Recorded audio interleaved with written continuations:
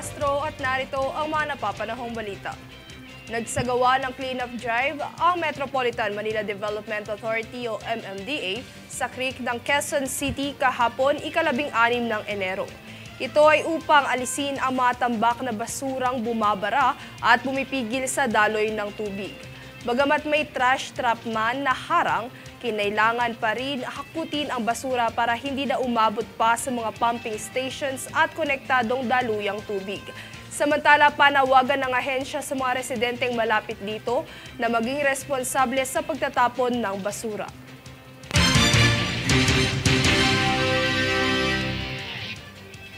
Nagbabala ang Bureau of Immigration sa publiko ukol sa paglabag ng immigration laws kasunod ng pagpapabalik sa bansa ng mag-asawang Pilipino mula sa Laos. Tunghayan ang balita mula kay Jade Buhoy. Nagpaalala ang Bureau of Immigration o BI sa mga nagnanais lumabas ng bansa na sumunod sa batas ukol sa immigration. Ito ay matapos ang insidente sa Ninoy Aquino International Airport o NAIA kung saan ang dalawang Pilipinong mag-asawa ay ipinabalik sa Pilipinas bunsod ng pagiging biktima sa illegal recruitment sa bansang Laos. Ayon sa ulat, noong ika-12 ng Enero nang lumisan ang mga biktima sa Pilipinas patungong Malaysia. Payag pa ni BI Commissioner Norman Tansinco, ang mga biktima ay na-recruit gamit ang Facebook bilang telesales agent na pinangakuan ng 40,000 na buwan ng sweldo. Ayon sa pagkakaalala ng mga biktima, sa kanilang pagtungo sa Malaysia, agad silang inilipat sa Bangkok ngunit gamit lamang ang speedboat upang makatawid sa Laos nang hindi kilala ang kanilang mga kasama. Matapos ang pagtungo, 8 buwan silang namalagi sa Laos bilang telesales agent para sa isang online casino. Ngunit doon sila nakaranas ng pamamisikal na abuso mula sa kanilang amo. Bahagi naman ni Tansinco, halos 800,000 piso ang binayad ng mag-asawa upang masigurado ang kanilang kalayaan. Kaya't agad nilang tinawagan ang mga kaanak sa Pilipinas at humingi ng tulong sa Philippine Embassy. Bunsod nito, nagpahayag siyang mahigpit na kinakailangan ng mga Pilipinong nagnanais tumungo abroad na sumunod sa legal na proseso. Hindi lamang para sa kompletong dokumento, pati na rin para sa kanilang kaligtasan kung may mga hindi inaasahang insidente ang maganap. Jade Buhoy, nag-uulat para sa One Media Network.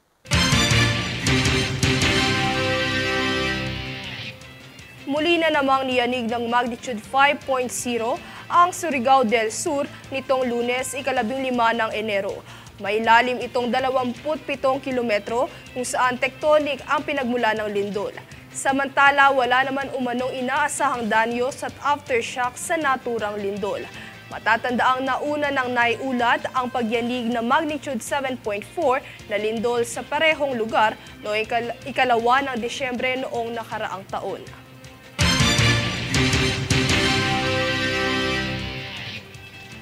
Kami ang boses ng pagbabago. Ako si Princess Castro at ito ang News Force.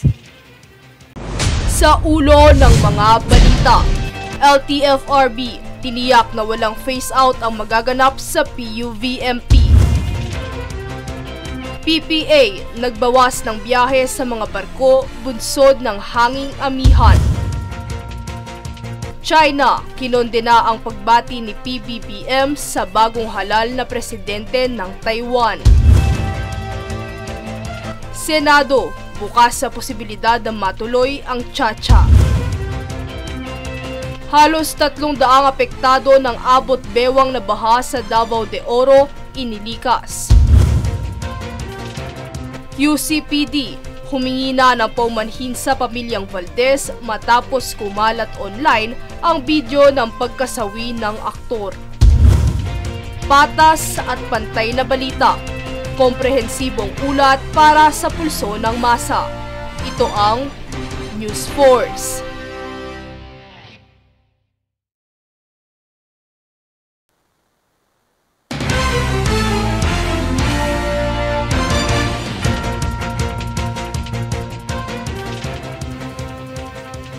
Ako si Princess Castro at narito ang mga napapanahong balita.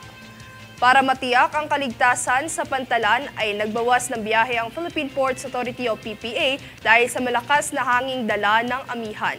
Mula sa karaniwang 30 na biyahe ng mga roll-on roll-off o RoRo kada araw ay naging 25 na lamang ito. Kaya't inabisuhan ng PPA ang mga pasahero na gumamit muna ng ibang ruta na kanilang sasakyan.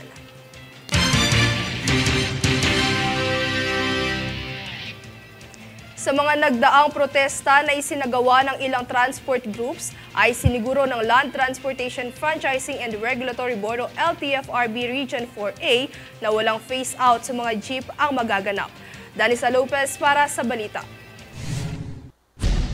Nagbigay ng kasiguraduhan ang Land Transportation Franchising and Regulatory Board o LTFRB Region 4A na walang phase-out sa mga jeep ang mangyayari sa pagpapatupad ng Public Utility Vehicle Modernization Program o PUVMP. Pahayag ni LTFRB Region 4A Regional Director Renwick Rutacio, sa pagmomodernisa ay hindi kabilang dito ang pagtatanggal sa mga tradisyonal na jeep.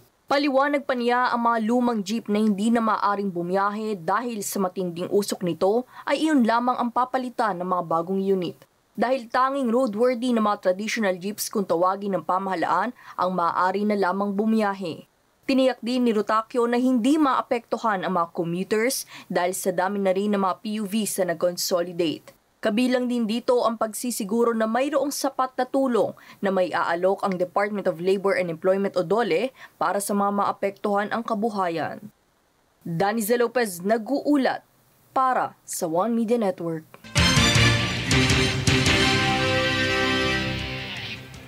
Nasa 275 pamilya ang inilikas dahil sa nararanasang pag-ulan sa Davao de Oro. Nagresulta ito sa abot-bewang na pagbaha at pagguho ng lupa sa hindi bababa sa 6 na barangay sa mga munisipalidad ng Nabunturan, Mawab at New Bataan ayon sa National Disaster Risk Reduction and Management Council o NDRRMC.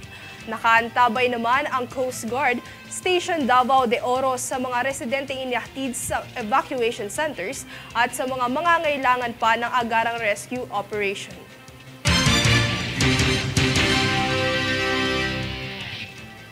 Kami ang boses ng pagbabago. Ako si Princess Castro at ito ang News Force.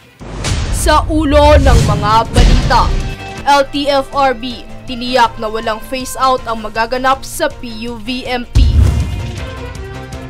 PPA nagbawas ng biyahe sa mga barko bunsod ng hanging amihan. China kinondena ang pagbati ni PBBM sa bagong halal na presidente ng Taiwan. Senado bukas sa posibilidad na matuloy ang Chacha. Halos 300 apektado ng abot-bewang na baha sa Davao de Oro inilikas. UCPD humingi na ng paumanhin sa pamilyang Valdez matapos kumalat online ang video ng pagkasawi ng aktor. Patas at pantay na balita, komprehensibong ulat para sa pulso ng masa. Ito ang News Force.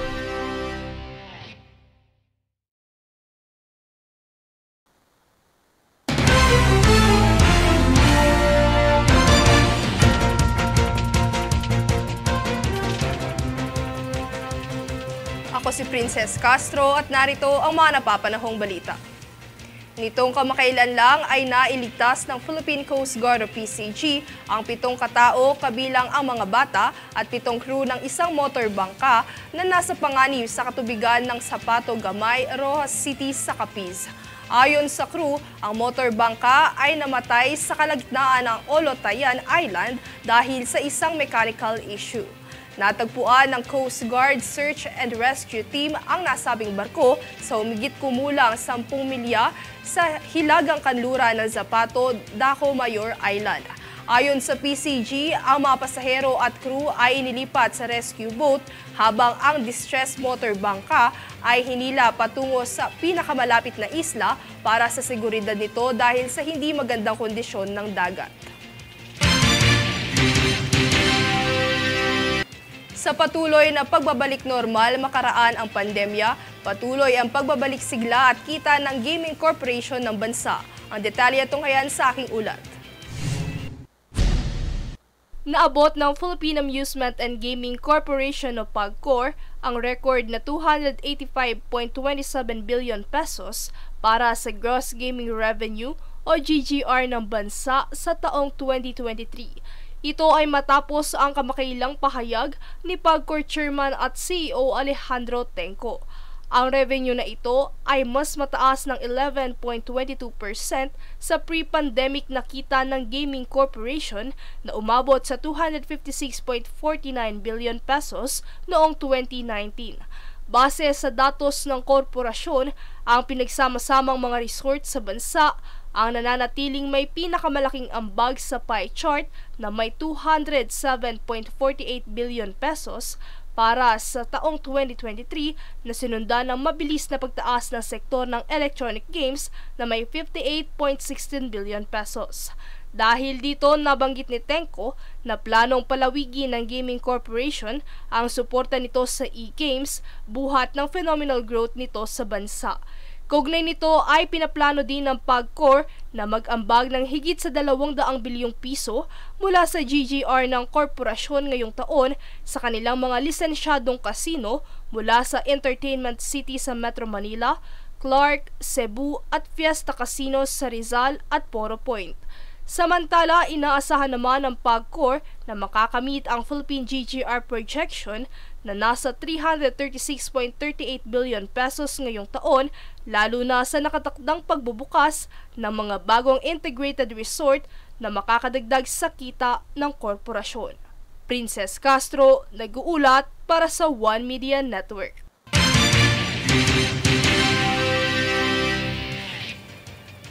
Muling nakikipagtulungan ang Philippine Air Force o PAF at PTT Philippines Foundation Incorporated o PTT-PFI sa isang civil-military operations activity sa pamamagitan ng paglulunsad ng paaral program nitong kamakailan lang bilang pagpapakita ng dedikasyon sa edukasyon. Ang paaral program ay isa sa mga inisyatibo sa Corporate Social Responsibility ng PTT-PFI na naglalayo matustusan ang mga kagamitang pang-edukasyon ng 2,000 mag-aaral mula sa mga paaralang sinusuportahan ng PAF sa iba't ibang lokalidad. Kinikilala rin nito ang mga miyembro ng Supreme Student Council Society of the Philippines at binibigyang diin ang kanilang mahalagang kontribusyon sa pamumuno at paglago ng estudyante.